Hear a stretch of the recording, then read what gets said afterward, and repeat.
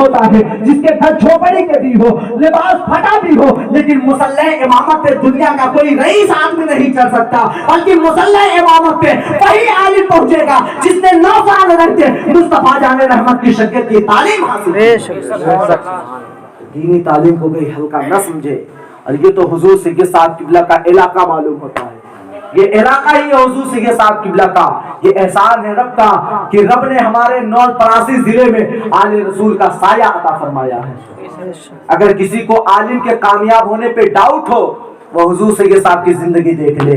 عمر ابھی بہت کم ہے, لیکن اللہ کا شکر ہے 1 اپریل کو میں بھی حاضر تھا پردیش نمبر 2 میں جنک پور کے جلسے میں. پورے ملک نیپال کے علماء کی بیٹھک وہاں ہوئی تھی, میٹنگ بھی ہوئی تھی, لیکن جب کیندریہ ادھیکش بنانے کی بات ہوئی راشٹریہ علماء کونسل کے, تو 1 سے لے کر 7 پردیش کے لوگوں نے یہ کہتے ہوئے دم توڑا کہ اے لوگوں سنو سنو, اے علماء سنو سنو, اس کام کو کوئی اور انجام نہیں دے سکتا بلکہ حضور سید صاحب کی کی ذات اللہ دیتی ہے. کامیابی چاہیے. اتنی کم عمر میں حضور سید صاحب قبلہ پورے ملک نیپال کے راشٹریہ علماء کونسل آف نیپال کے راشٹریہ کیندریہ ادھیکش بن چکے ہیں. یہ ہے کامیابی. اب جب وہ چلیں گے نا تو پورے ملک کے علماء ان کے پیچھے دست باندھے کھڑے ہو جائیں گے. سب یہ پکار کے چلیں گے کہ ہمارا قائد جو کہے گا وہی تمام علماء کی زبان ہوگی. اگر حضور سید صاحب قبلہ نے اپنے قلم سے کچھ فیصلہ لکھ دیا تو پورے ملک نیپال کے علماء اسے تسلیم کرتے ہوئے نظر آئیں گے. اللہ نے یہ عزت عطا فرمائی ہے, لوگوں کو بتایا ہے اے لوگوں دنیا دینی تعلیم حاصل کرنے کے لیے, مصطفیٰ جان رحمت کی شریعت حاصل کرنے کے لیے جو لوگ کم تک جانتے ہیں میرے غلاموں کی فہرست اٹھا کے دیکھیں, وہ دنیا میں حکمرانی کرتے ہوئے نظر آتے ہیں. آپ اعلیٰ حضرت کی تاریخ نہیں پڑھتے؟ ہم تو دولت کوئی تاریخ مجھے بتا دے, دنیا میں ارب پتی ہو, مرنے کے 100 سال بعد اس کی اولاد اس کا نام لیتی ہو. کوئی مجھے ایسی تاریخ بتا دے دنیا میں بہت زیادہ دولت کمانے والا ہو اور اس کے خاندان والے 100 سال 50 سال کے بعد اس کا نام بھی یاد رکھتے ہیں. نہیں مسلمانوں, جب ہمارے گھر پوتا پیدا ہوتا ہے, دادا مر گیا ہے, اس کا نام بھی پوتا نہیں جانتا, پر پوتا نہیں جانتا. ہم 3 خاندان کے بعد ختم ہو جاتے ہیں. بہت معلوم تو باپ کا نام معلوم ہے, دادا کا نام معلوم ہے, پر دادا کا معلوم ہو جاتا ہے, اس کے بعد معلوم نہیں ہوتا. لیکن جو علم حاصل کرتے ہیں, جو سچے نبی کے وارثین ہوا کرتے ہیں, ان کے پورے خاندان کا نام آج بھی تاریخ اٹھا کے دیکھو 102 سال ہو گئے سیدی سرکار اعلیٰ حضرت کو دنیا سے جائے ہوئے, لیکن 102 سال ہو گئے پوری دنیا ان کے حسب و نسب کو جانتی ہوئی نظر آتی ہے. ان کے خاندان تو بات ہی چھوڑیں, ان کی 47 پشتوں تک آدمی یاد کر کے بیٹھا ہوا ہے. ہمارے تو خاندان کے ہمیں خود اپنے پردادا کا نام نہیں معلوم, لیکن اعلیٰ حضرت کے پورے خاندان کا نام معلوم ہے. یہ کرم کیا ہے؟ یہ علم کی برکت ہے. اور افسوس یہ ہوتا ہے ہم علم سے دور ہیں. ہم اپنے بچوں کو بھی علم حاصل نہیں کراتے, بچیوں کو بھی پڑھنے کے لیے نہیں کرتے. مسلمانوں گزارش ہے, دنیا بہت ترقی کر گئی اور ملک نیپال میں سب سے ایجوکیشن میں سب سے کم, سب سے پچھڑی اگر کوئی ذات ہے تو مسلم قوم ہے. مسلم قوم ہے جو سب سے پچھڑی ذات ہے, جسے علم حاصل نہیں کرنا آتا. حالانکہ علم کی فضیلت جتنا اسلام نے بتایا ہے دوسرے مذہب نے نہیں بتایا. قرآن کی جو پہلی آیت نازل ہوئی, علماء سے پوچھے, فرمایا گیا اللہ جب پہلی آیت نازل فرمایا اپنے محبوب پہ تو فرمایا اقرا, اے محبوب پڑھیے. پڑھنے کا حکم ہوا. اللہ کے رسول نے خود فرمایا طلب العلم فریضۃ علی کل مسلم و مسلمہ, علم دین حاصل کرنا ہر مسلمان مرد عورت پہ فرض ہے. علم حاصل کرنا ہر مسلمان مرد عورت پہ فرض ہے. ہم کیا کرتے ہیں, اپنے اولاد کو 5 تک تو پڑھا دیا, بچی وہ بھی نہیں جانتی. ہم مدرسہ بھیجتے ہی نہیں, ہم اپنے گھر میں تعلیم کا انتظام کرتے ہی نہیں. مسلمانوں ضروری ہے, سب سے زیادہ ضروری ہے عورت تعلیم حاصل کرے, سب سے زیادہ ضروری ہے. ایک مثال سے میں بتاؤں بہت سنجیدگی کے ساتھ کہ میری تقریر طب یار کو بے چین کرتی ہے. سبب کیا ہے؟ وہی کہتا ہوں جو دل پہ گزرتی ہے. میں وہ مقرر نہیں جو کتابوں کو آنکھ بند کر کے سنا دوں. میں اپنی عوام میں جو کمیاں دیکھتا ہوں اسے بیان کرتا ہوں. آج کمی ہماری کیا ہے؟ عورت کو سب سے زیادہ تعلیم حاصل کرنے کی ضرورت ہے. آپ کہیں گے کیسے؟ آپ خود غور کریں. گھر کا مکمل کام عورت کیا کرتی ہے؟ آپ کے کپڑے صاف عورت کرتی ہے، برتن صاف عورت کرتی ہے، گھر کے فرش کی صفائی عورت کرتی ہے، مکمل پاکی کی صفائی جتنے کام ہوتے ہیں وہ سب عورت کے ذمہ ہوتے ہیں۔ مسلمانوں ایک بات سنجیدگی سے بتائیں، اگر مثال کے طور پہ میرے اس کوٹ کے آستین میں نجاست لگ جائے، ناپاک چیز میرے آستین میں لگ جائے اور وہ 1 درہم سے زیادہ ہو، اس کے بارے میں حکم آیا اسے دھلے، اور دھلنے کا طریقہ اگر مجھے معلوم نہیں، میں لایا اسے نکال کے گھر میں دے دیا دھلنے کے لیے، اور یہ ایک میرا کپڑا ناپاک ہے، گھر کے اگر 10 کپڑے ہیں وہ سب پاک ہیں، لیکن عورتوں کا طریقہ کیا ہے؟ وہ سب کپڑا ایک ہی میں بھگو دے گی، ایک ہی بالٹی میں، تب اسے دھلا کرتی ہے۔ یہ حقیقت بات ہے۔ ایک کپڑا ناپاک ہم نے دیا، عورت اگر جانتی نہیں، ہم نے بتایا نہیں یہ ناپاک ہے، عورت کو معلوم نہیں، اس نے اب پورے کپڑے کے ساتھ اس کپڑے کو بھی بالٹی میں بھگو دیا۔ علماء سے پوچھے، جب اس نجاست جو سوکھ گئی ہے اس پہ پانی کے قطرات پڑیں گے تو وہ کپڑا و نجاست پھیلنے لگے گا، جس کے بنا پہ وہ پانی متحرک ہوگا اور بالٹی میں جتنی پانی ہے نجاست پورے پانی میں گھل جائے گا، اور جتنے کپڑے اس میں بھگوئے گئے ہیں ایک کپڑے کی وجہ سے وہ 10 کپڑا ناپاک مانا جائے گا۔ حاصل نہیں، اسے معلوم نہیں نا پاکی سے پاکی کیسے کی جائے۔ اب وہ دھلے گی تو معمول کے اعتبار سے صرف لگائی، صابن لگائی اور اسے کچارا، اسے کھنگالا، اسے ڈال دیا، معمول یہی ہے۔ لیکن جب یہ جاہل عورت کی بات ہے، لیکن جب وہ عالم رہے گی، جب وہ نبی کی شریعت معلوم اسے ہوگی، آپ گھر میں آئیں گے اور کہیں گے کہ اے بچی، اے بہن، اے میری بیوی، یہ کپڑا ناپاک ہے، اسے دھل دینا۔ اب اگر اس نے تعلیم حاصل کیا ہے تو اسے معلوم ہے وہ الگ اس کپڑے کو دھلے گی، اور جب دھلے گی تو اگر آستین پہ نجاست لگی ہے پہلے اسے دھلے گی 3 مرتبہ اچھی طریقے سے، 3 نئے پانی سے دھلے گی اور اسے اچھی طرح نچوڑے گی، کیونکہ اسے معلوم ہے ناپاک کپڑا اس وقت تک پاک نہیں ہوگا جب تک نئے پانی سے 3 مرتبہ نچوڑ کر دھویا نہ جائے۔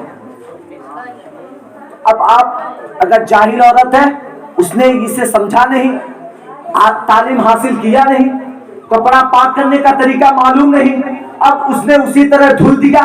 اب آپ سکھا پریس مارے نماز پڑھنے گئے، شرائط نماز میں سے ہے کپڑے کا پاک ہونا، شرائط نماز میں سے ایک شرط یہ ہے کپڑے کا پاک ہونا۔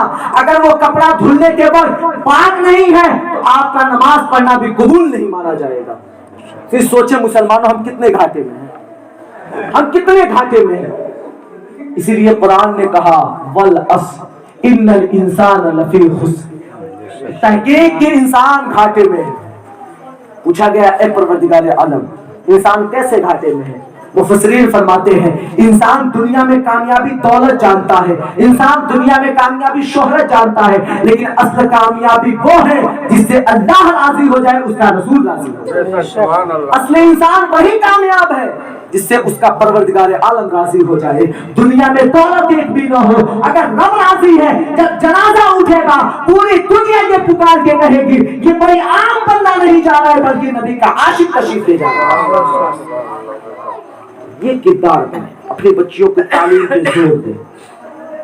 یہ ناپاکی پاکی خود سوچے آپ۔ اور بات بتاؤ پردے کی اہمیت کے مطابق بہت سے مسلمان بھائی ہمارے، بالخصوص نوجوان حضرات، جب وہ غسل کرتے ہیں، چاہے وہ دروازے پہ ہو، نل، یا گھر میں بہن بیٹیوں کے سامنے کرے، یہ عادت فیشن بن گئی ہے، ہم انڈرویئر پہن کے ہی نہا لیتے ہیں، ہم اتنا کچا پہنے اسی پہ ہم نہا لیتے ہیں۔ رحم کرو مسلمانوں، اللہ کے رسول نے فرمایا ایک مرد کی سطر عورت، ایک مرد کا سطر عورت ناف سے لے کر، ناف کے نیچے سے لے کر گھٹنے کے نیچے تک ہے، اگر اس سے اوپر اگر سطر کھلا تو اللہ کے رسول فرماتے ہیں دیکھنے والا دکھانے والا دونوں حرام کام کر رہے ہیں۔ سطر عورت کتنا ہے مرد کا؟ ناف سے لے کر، جسے ہم ڈھوڑی کہتے ہیں، ڈھوڑی کے نیچے سے لے کر گھٹنے کے نیچے تک، یعنی جو گھٹنا ہے وہ چھپ جائے اتنا سطر عورت ہے. جب بھی آپ غسل کریں یا باہر ٹہلیں تو خدا را ہم مسلمان ہیں, اللہ کے رسول کی شریعت کو ماننے والے ہیں, ہم نبی کے طریقت کو ماننے والے ہیں. وہ ہاتھ پہن کے نہ گھومیں بلکہ اللہ کے رسول کی شریعت کے مطابق سطر عورت چھپا کے گھوما کریں. اور فرمایا گیا اگر دنیا میں جو اپنے سطر کی حفاظت نہیں کرتا اللہ قیامت کے دن اسے آگ کا لباس پہنائے گا. اللہ مسلمانوں سوچو تو صحیح, ہم کہیں کہ حضرت کوئی دنیا کے آگ میں ہاتھ ڈال دے روح کانپ جائے گی, لاکھوں دیا جائے پھر بھی انسان ڈالنے کی تیار نہیں ہے. یہ دنیا کی آگ ہے مسلمانوں, لیکن فرمایا گیا جہنم کی آگ کو اللہ نے اپنی رحمت سے 70 دفعہ دھویا ہے تب وہ جا کے دنیا کی آگ بنی. یعنی یہ جو دنیا کی آگ جتنی سخت ہے جہنم کی آگ اس سے 70 گنا زیادہ سخت ہے. اللہ مسلمانوں سوچو تو صحیح, ہم مرنے والے ہیں, ہمارا عقیدہ ہے ہم دنیا چھوڑ کے جانے والے ہیں, ہمارا عقیدہ ہے ہم مرنے کے بعد پھر دوبارہ اٹھائے جانے والے ہیں. کیونکہ جب ہم ایمان لاتے ہیں تو ہم خود کہتے ہیں آمنت باللہ و ملائکتہ و کتبہ و رسولہ والیوم الآخر والقدر خیرہ و شرہ من اللہ تعالی والبعث بعد الموت. ہم خود ایمان لاتے ہیں, ہمیں ایمان لایا فرشتوں پہ, رسولوں پہ, اللہ کی کتابوں پہ, قیامت کے دن پہ, ہم تقدیر کی اچھائی برائی پہ ایمان لاتے ہیں اور مرنے کے بعد دوبارہ اٹھنے پر بھی ایمان لاتے ہیں. ہمارے ایمان سے ہم مریں گے لیکن قیامت کے دن ہمیں دوبارہ اٹھایا جائے گا اور اٹھا کے ایک میدان میں جمع کیا جائے گا. وہاں اللہ کی عدل کی کرسی لگی ہوئی ہوگی, مصطفیٰ جان رحمت بھی کھڑے ہوں گے, تشریف فرما ہوں گے. اللہ کے رسول فرماتے ہیں قیامت کے دن حضرت آدم علیہ السلام سے لے کر حضرت امام مہدی یعنی قیامت تک جتنے انسان پیدا ہوئے ہیں سب قیامت کے میدان میں سب کھڑے ہوں گے. اس وقت اگر رب کے سامنے ہمیں سزا ملے تو پھر سوچے ہم کیسے برداشت کریں گے.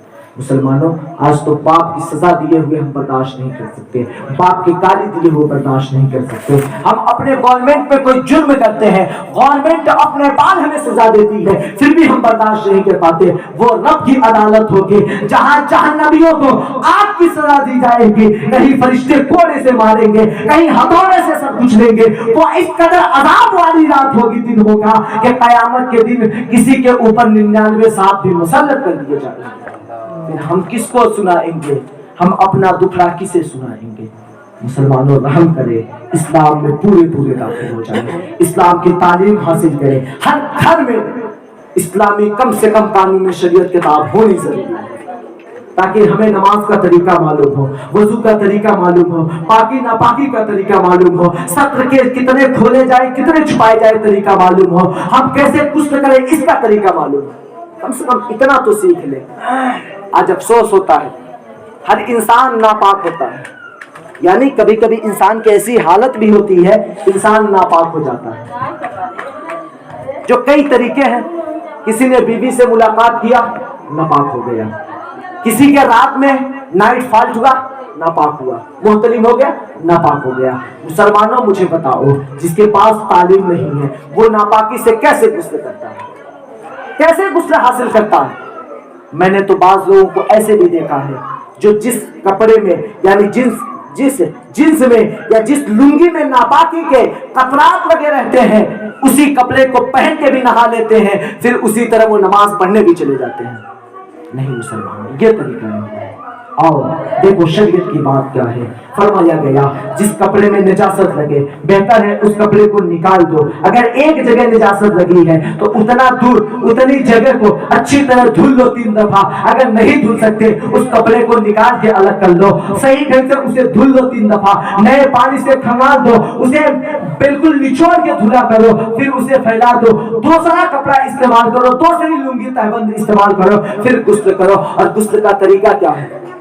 جب بھی ناپاکی سے پاکی حاصل کرے تو سب سے پہلے اپنے نجاست والی جگہ کو دھل لے. دھلنے کے بعد جس طرح نماز میں وضو کرتے ہیں ویسے وضو کرے. یہ مرد عورت دونوں کے لیے ہے. وضو کرے اسی طرح, پھر اپنے داہنے کندھے پہ 3 دفعہ پانی ڈالے, پھر بائیں کندھے پہ 3 دفعہ پانی ڈالے, اور پورے سر پہ پورے جسم پہ پانی بہائیں، لیکن وضو میں ایک بات کا خیال رہے، کلی کرنا، ناک میں پانی ڈالنا، یہ سب سے اہم بات ہوتی ہے، کیونکہ فرائض غسل 3 ہی ہے۔ پہلا کلی کرنا، ناک میں پانی ڈالنا، پورے اعضاء پہ پانی بہانا۔ اگر کوئی ناپاک ہے اور فرائض غسل کے 3 چیزیں نہ کیا تو دنیا کے سمندر کے پانی سے بھی نہا لے، اس کا جسم کبھی بھی پاک نہیں ہو سکتا ہے۔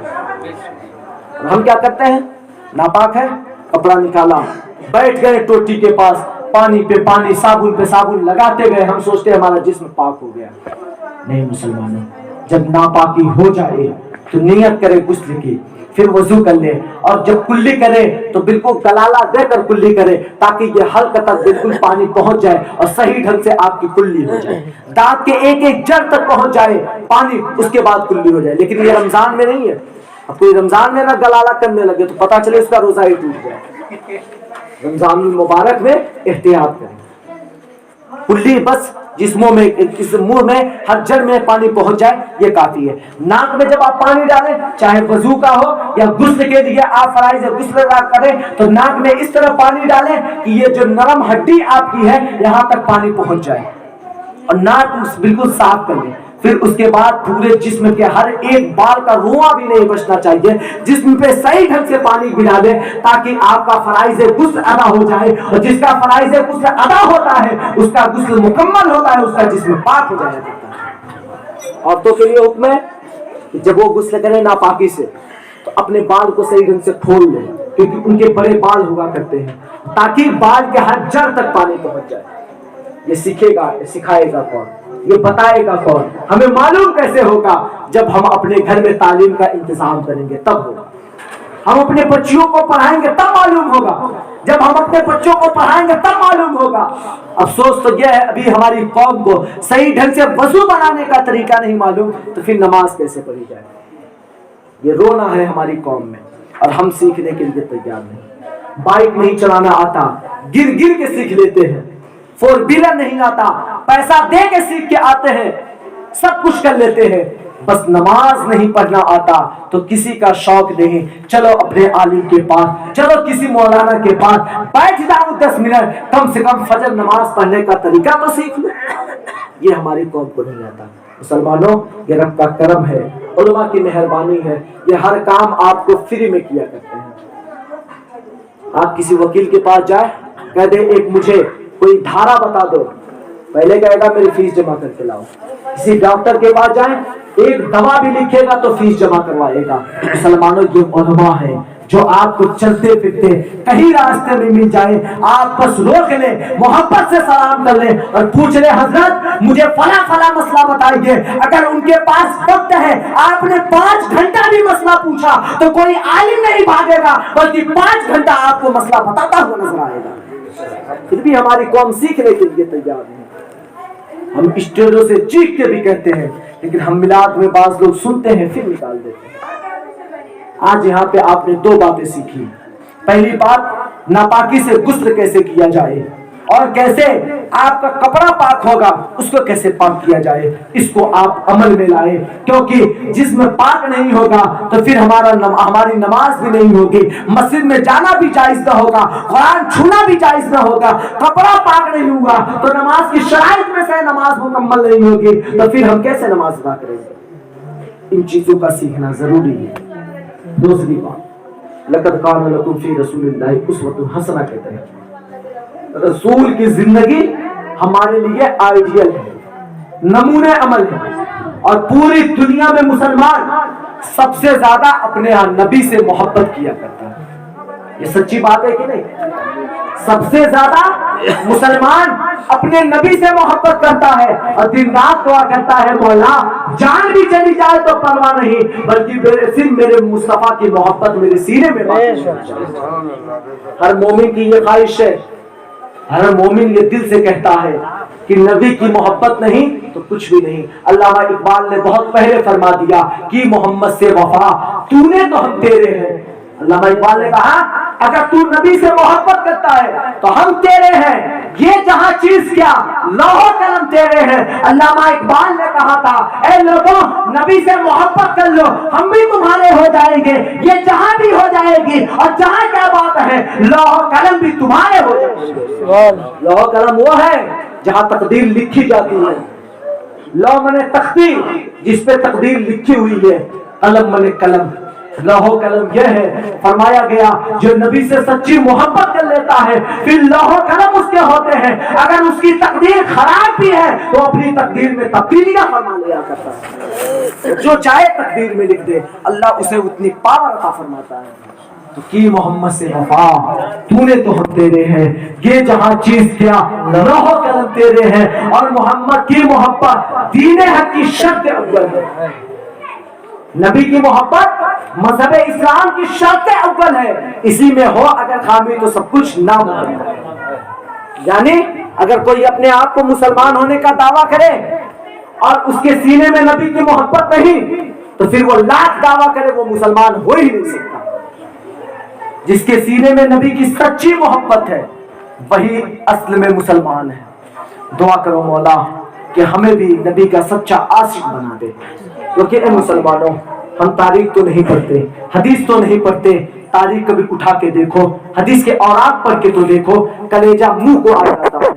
ہماری خاطر ہم تو آج نبی کو یاد نہیں کرتے، لیکن ہمارے خاطر مصطفیٰ جان رحمت نے رات رات بھر آنسو بہائے ہیں۔ ہمارے خاطر ٹھنڈی کی سرد راتوں میں ہم تو عشاء اور فجر و چوہر بھی قضا کر دیتے ہیں، نہیں پڑھتے، کہ میرے مصطفیٰ نے پوری رات جگ کے کھڑے ہو کر، حالت تو یہ تھی ام المومنین حضرت عائشہ فرماتی ہے ٹھنڈی کی سخت راتوں میں مصطفیٰ جان رحمت اتنی طویل قیام کرتے تھے کہ آپ کی ایڑیاں مبارک پھٹ جایا کرتی تھی اور ایڑیاں مبارک سے خون جاری ہو جایا کرتا تھا۔ رات بھر روتے تھے، بس ایک ہی صدا دیتے تھے اے اللہ رب حبلی امتی، رب حبلی امتی، اے مولا میری امت کو میرے حوالے کر دے، اے مولا قیامت کے دن میری امت پہ آسانیاں فرما دے۔ ہم گنہگار ہوتے ہیں، ہم اس رسول کو بھول بیٹھے، ہم دنیا کے عشق کرنے والوں کو دیکھتے ہیں، وہ عشق کسی سے کرتے ہیں، ناجائز عشق کرتے ہیں، سب کچھ بھول جاتے ہیں، اس کے پیچھے لگ جاتے ہیں۔ ہم نبی سے کیسی محبت کا دعویٰ کرتے ہیں، ہم نبی سے محبت کا بھی دعویٰ کرتے ہیں اور 5 وقت نماز کو نہیں پڑھ پاتے ہیں۔ ہم نبی سے سچی محبت کا دعویٰ کرتے ہیں پھر بھی نبی پہ درود نہیں پڑھ پاتے۔ مسلمانوں فرمایا گیا قیامت کے دن نبی نے فرمایا وہ انسان مجھ سے سب سے زیادہ قریب ہوگا، قیامت کے دن وہ انسان مجھ سے سب سے زیادہ قریب ہوگا جو مجھ پہ سب سے زیادہ درود پڑھنے والا ہوگا۔ اگر آپ چاہتے ہیں قیامت کے دن مصطفیٰ آپ کے سامنے ہو، قریب ہو آپ مصطفیٰ سے، تو پھر اپنا معمول بنا لیں، ہم چلتے پھرتے اٹھتے بیٹھتے سوتے جاگتے ہر وقت نبی پہ درود پڑھیں گے، تاکہ ہمارا جنازہ بھی جائے تو ہمارا لاش بھی نبی پہ درود پڑھتا ہوا چلا جائے۔ میں وہ سنی ہوں جمیلے قادری مرنے کے بعد میرا لاشا بھی پڑھے گا الصلاۃ والسلام۔ وہ ایک عاشق نے کہا تھا کہ میں وہ سنی ہوں جمیلے قادری مرنے کے بعد، علامہ جمیل قادری نے فرمایا تھا میں وہ سنی ہوں جو مر جاؤں گا پھر بھی دیکھنا میری لاش سے بھی آواز آئے گی الصلاۃ والسلام۔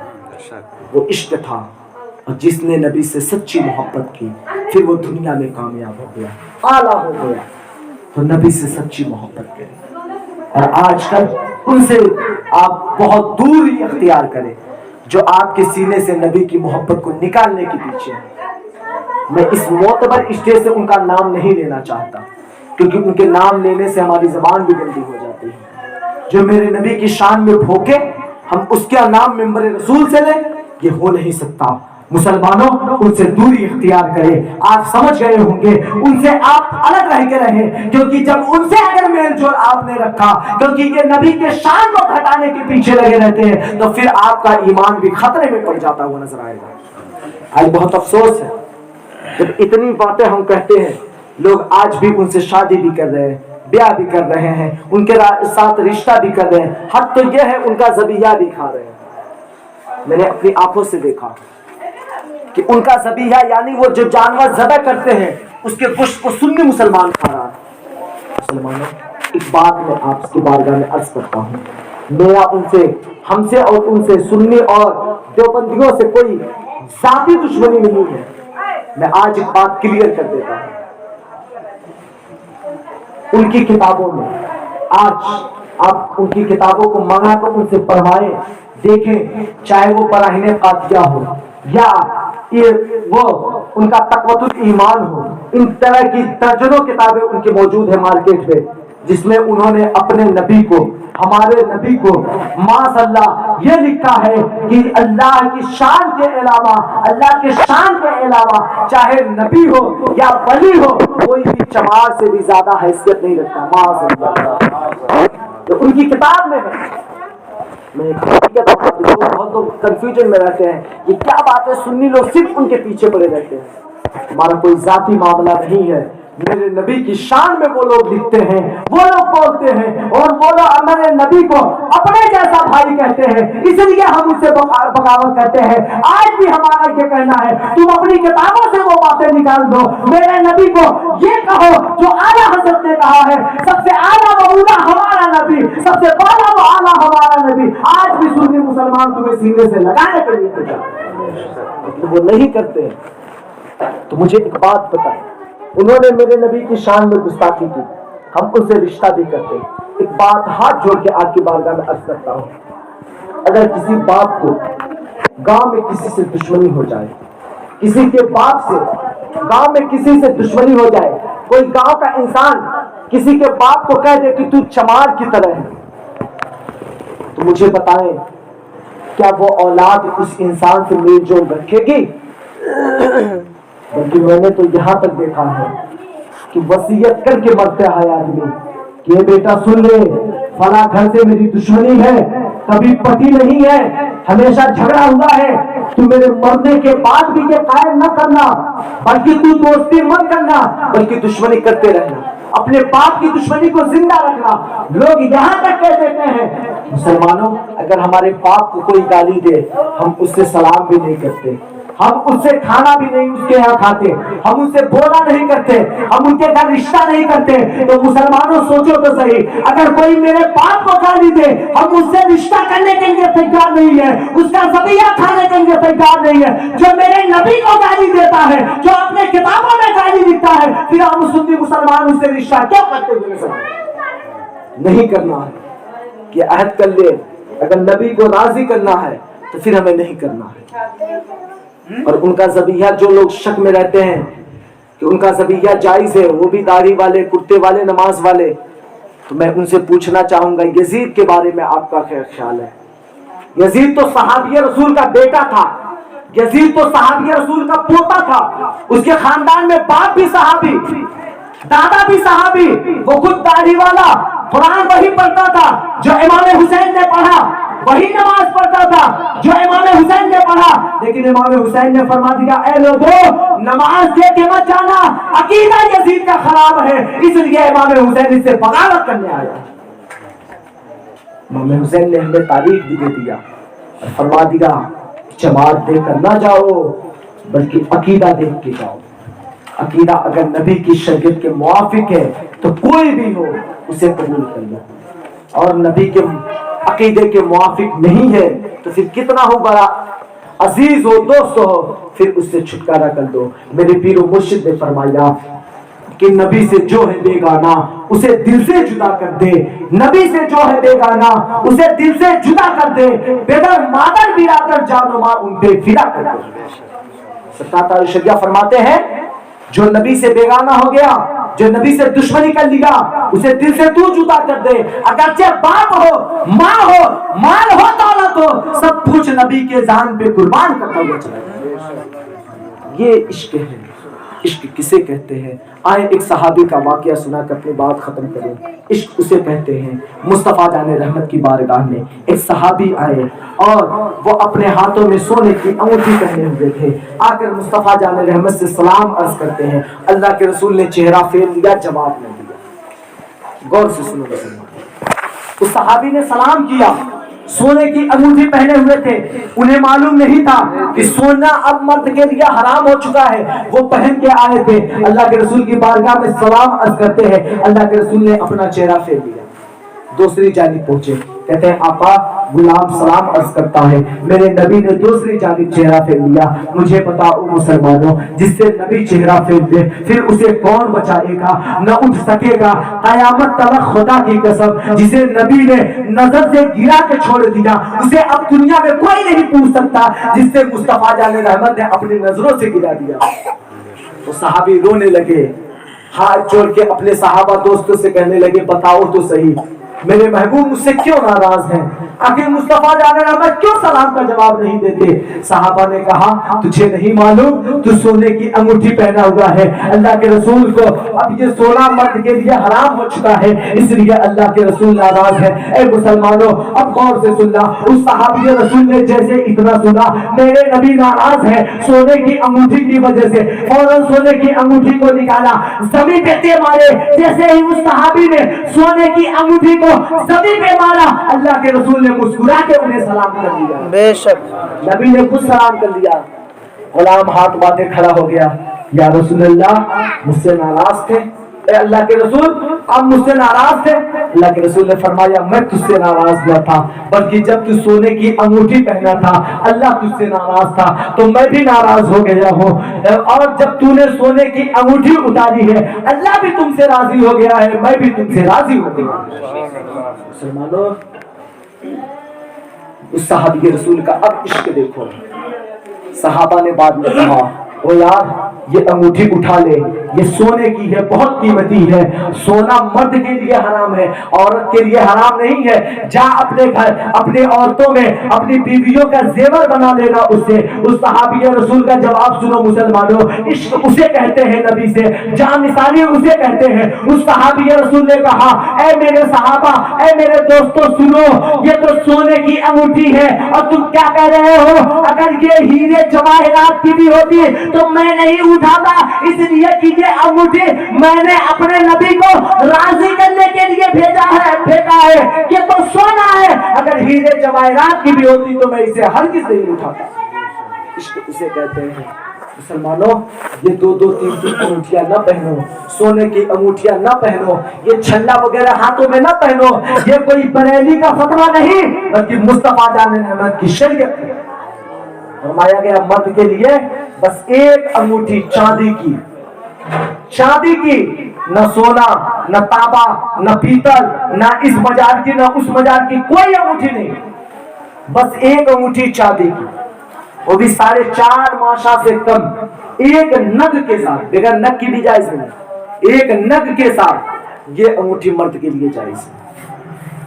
आज हमारे सुन्नी मुसलमान इतने भोले हैं, जब वो किसी मज़ार पे पहुंचते हैं तो दुकान वाला जो भी बेच देता है, चाहे वो पीला धागा हो या कोई रिंग की अंगूठी हो, हम उसे मज़ार की तबर्रुक समझ के उसे ला लेते हैं। जब कहा जाता है यार ये क्या पहना है, तो फला मज़ार से हम लेके आए हैं।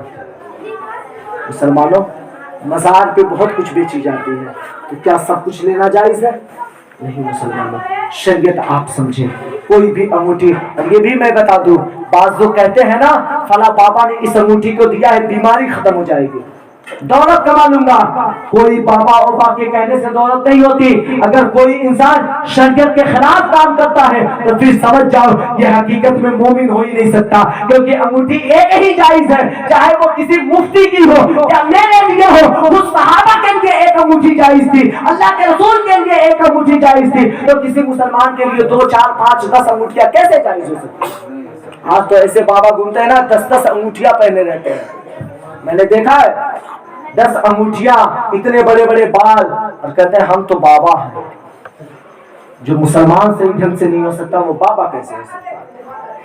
कोई भी हो मुसलमानों, आप होशियार बने, बहके नहीं। हमारी कौम बहुत भोली है, किसी पे बहक जाती है। आप बहके ना, शरीयत पे अमल करें। आप ये कंगन वगैरह ये मर्द के लिए जायज नहीं है, ये औरतों के लिए। बहुत से हमारे नौजवान भाई, नेपाल में तो और फैशन बढ़ा हुआ है, कोई सलमान का स्टाइल ले रहा है, कोई किसका स्टाइल ले रहा है। یاد رکھے میرے مصطفیٰ نے فرمایا اگر حرام زیور پہنا گیا تو اللہ کے رسول فرماتے ہیں اگر کسی دنیا دار نے, کسی دنیا کے مسلمان نے, مرد نے اگر کنگن دنیا میں پہنا یا چھلا دنیا میں پہنا, اللہ کے رسول فرماتے ہیں قیامت کے دن اسے آگ کا کنگن دیا جائے گا, اس کے ہاتھ میں آگ کا کنگن پہنایا جائے گا. اگر کسی نے حرام انگوٹھیاں پہنی, اللہ کے رسول فرماتے ہیں قیامت کے دن حرام وہ آگ کی اسے انگوٹھی پہنائی جائے گی. جو مرد مسلمان کان میں بالی آج کل پہن کے چل رہے, فرمان سن لے اللہ کے رسول کا کہ انہیں قیامت کے دن آگ کی بالی دی جائے گی, اس کے کان میں پہنائی جائے گی. اور آگ قیامت کی اور دوزخ کی آگ کا حال یہ ہوگا اگر پیروں میں جوتی پہنا دی جائے. دوزخیوں کے عذاب میں سب سے ہلکا عذاب یہ ہے, جتنے جہنمی ہوں گے سب سے کم عذاب یہ ہے کہ اسے آگ کا جوتا پہنایا جائے گا. سب سے کم عذاب. سوچے پھر سب سے بڑا عذاب کیا ہوگا؟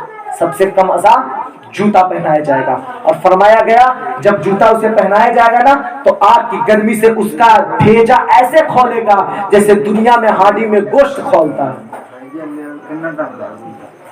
گوشت پکتا ہے, بھت بھت کی آواز آتی ہے, چاول بنائے تو بھت بھت کی آواز آتی ہے. اللہ کے رسول فرماتے ہیں جب وہ جوتا پہنایا جائے گا نا اس کے تپش سے, اس کی گرمی سے اس کا بھیجا ایسے ہی کھولے گا جیسے ہانڈی میں گوشت کھولتا ہے. اللہ اکبر. مسلمان ہم کیسے برداشت کریں گے؟ نہیں برداشت کر پائیں گے مسلمانوں. آج لے ان کی پناہ, آج مدد مانگ ان سے, پھر نہ مانیں گے قیامت میں اگر مان گیا.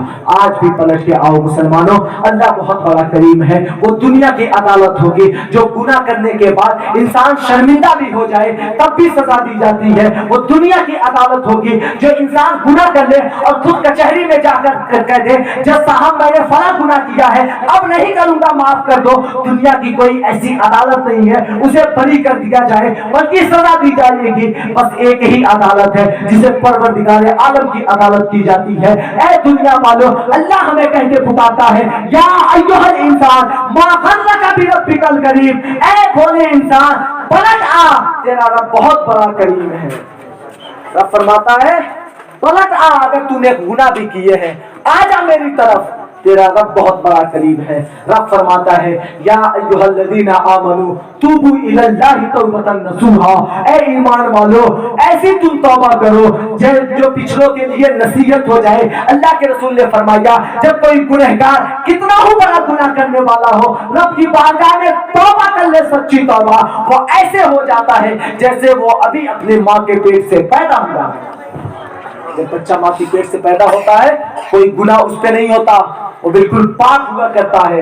اللہ کے رسول نے فرمایا کوئی مسلمان کتنا ہی بڑا خطرناک ہو, کتنا ہی بڑا گناہ کرنے والا ہو, تنہائی میں آ جائے, رب کی بارگاہ میں مصلی بچھا لے, نفل نماز ادا کر لے, ہاتھ اٹھا کے رو کر چند آنسوؤں کے قطرات گرا دے, رب کی بارگاہ میں وسیلہ دے دے مولا آج سچے دل سے اپنی زندگی کی تمام گناہوں سے توبہ کرتا ہوں. اللہ کے رسول نے فرمایا وہ ایسے ہو جائے گا جیسے اس نے گناہ کیا ہے. یہ رب کی عدالت ہے. یا ایھا الانسان ما غرک بربک الکریم, اے بھٹکے ہوئے انسان پلٹ آ, تیرا رب بہت بڑا کریم ہے. لقد کان لکم فی رسول اللہ اسوۃ حسنہ, کہ تمہارے لیے رسول کی زندگی بہتر نمونہ عمل ہے. اللہ کے رسول کی زندگی کو اپنائیں, پڑھیں, اس کے مطابق زندگی گزاریں. رب نے چاہا کہ گھر میں برکت بھی حاصل ہوگی, دکان میں برکت ہوگی, ہم دنیا میں بھی کامیاب رہیں گے, مرنے کے بعد قبر میں بھی کامیاب رہیں گے. رب کی بارگاہ میں دعا ہے مولا ہم تمام مسلمانوں کو جو کچھ بیان کیا گیا سب سے پہلے اس پہ مجھے عمل کرنے کی توفیق عطا فرمائے, پھر سے پورے امت محمدیہ کو ان باتوں پہ عمل کرنے کی توفیق عطا فرمائے. مولا جب تک دنیا میں رکھ, عزت و امان کے ساتھ دنیا میں رکھ, جب دنیا سے اٹھا تو مسلک حق مسلک اعلی حضرت پہ خاتمہ بالخیر عطا فرما. استغفر اللہ ربی من کل ذنب و اتوب الیہ وما علینا الا البلاغ. السلام علیکم ورحمۃ اللہ. اٹھ کے سلام.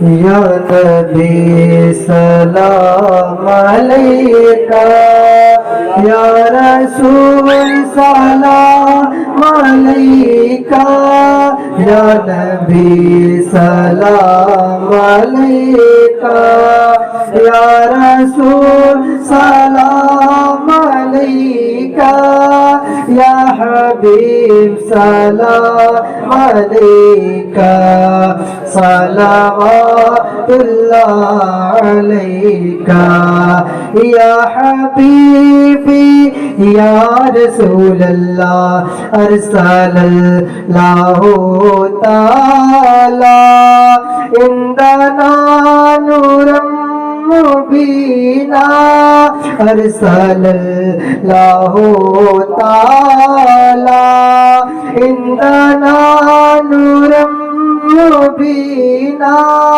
مصطفیٰ مجا الا رحمت للعالمین، یا نبی سلام علیکہ، یا رسول سلام علیکہ، یا حبیب سلام علیکہ، صلوات اللہ علیکہ، یا حبیبی یا رسول اللہ مصطفیٰ خیر الورا، سرور ہر تاثرا، مصطفیٰ خیر الورا، سرور ہر تاثرا، اپنے اچھوں کا تصدق ہم بدوں کو بھی عطا ہو، یا نبی سلام علیکہ، یا رسول سلام علیکہ، یا حبیب سلام علیکہ، صلوات اللہ علیکہ۔ الصلاة والسلام عليك يا نبي الله، الصلاة والسلام عليك يا قاسم رزق الله، الصلاة والسلام عليك يا شفيع المذنبين، الصلاة والسلام عليك يا رحمة للعالمين، آمين آمين۔